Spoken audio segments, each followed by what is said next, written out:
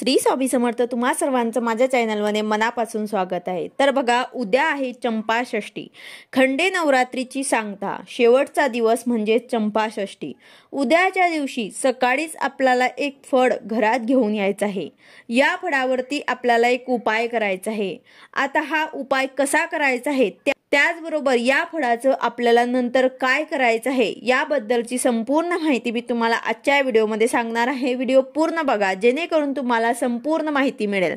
जर तुम्ही चॅनलवर नवीन असाल तर चॅनलला सबस्क्राइब करायला मात्र विसरू नका आणि व्हिडिओला लाईक करायला मात्र विसरू नका।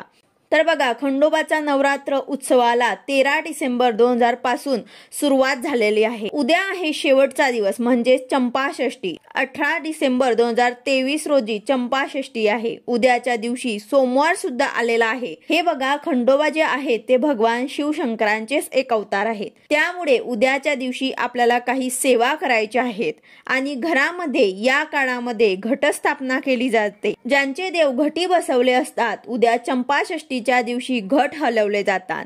आता तुमच्या घरामध्ये घटस्थापना केली जात असेल किंवा नसेल तरी देखील खंडोबाची विशेष सेवा घरोघरी केली जाते।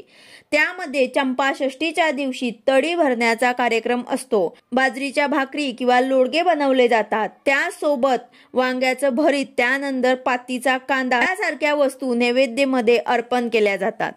हळदीचा भंडारा खंडोबाच्या टाकावर चढवला जातो। आता तुमच्या देवघरामध्ये जर खंडोबाचा टाक नसेल तर आपल्या प्रत्येकाच्या देवघरामध्ये महादेवाची पिंड हे असतेच। उद्याच्या दिवशी चंपाषष्ठी ही सोमवारी आलेली आहे आणि सांगितल्याप्रमाणे खंडोबा जे आहेत ते साक्षात शिवशंकरांचाच अवतार आहेत। त्यामुळे तुमच्या देवघरामध्ये खंडोबाचा टाक नसेल तर महादेवाच्या पिंडी समोर सुद्धा तुम्हाला हा उपाय करता येईल। तर बघा, हा उपाय करण्यासाठी चंपाषष्ठीच्या दिवशी सकाळीच तुम्हाला एक फळ घेऊन यायचं आहे। आता ते फळ जे आहे ते म्हणजे धोत्र्याचं किंवा आपण त्याला धतुराचं फळ सुद्धा म्हणत असतो। हे आपल्याला घेऊन यायचं आहे। हे तुम्हाला जिथे फुलं मिळतात तिथे तुम्हाला मिळून जाणार। तर बघा, धोत्र्याचं फळ हे महादेवांना अतिशय प्रिय आहे। त्यामुळे हा उपाय आपल्याला करायचा आहे। आता हे फळ घरी घेऊन आल्यानंतर सगळ्यात आधी आपल्याला खंडेरायांची विधिवत पूजा करायची आहे। चंपाषष्ठीच्या दिवशी जे विधी होणार आहे त्यामध्ये तळी भरत असेल किंवा नैवेद्य अर्पण करायचा असेल त्यानंतर आपल्याला हा उपाय करायचा आहे। आता धोत्र्याचं फळ जे आहे ते आपण आणलेलं आहे ते आपल्याला एका तामणामध्ये ठेवायचं आहे। तामण्यामध्ये ठेवल्यानंतर आपल्याला या फळावरती अभिषेक करायचा आहे।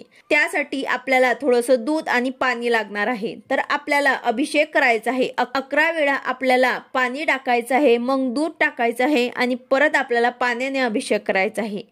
आणि हे फळ स्वच्छ धुवून एका प्लेटवरती ठेवायचं आहे। देठ देवाकडे करायचं आहे आणि थोडीशी हळद घ्यायची आहे, त्यामध्ये थोडंसं पाणी मिक्स करायचं आहे आणि हे भिजवलेली हळद जे आहे ते आपल्याला ह्या धोत्र्याच्या फळावरती लावायचे आहे। हे काटेरी फळ असल्यामुळे तुम्ही चमच्याने लावलं तरी सुद्धा चालेल। हा सर्व विधी झाल्यानंतर मग आपल्याला काही सेवा करायची आहे। त्यामध्ये आपल्याला खंडेरायांच्या मंत्राचा जप करायचा आहे।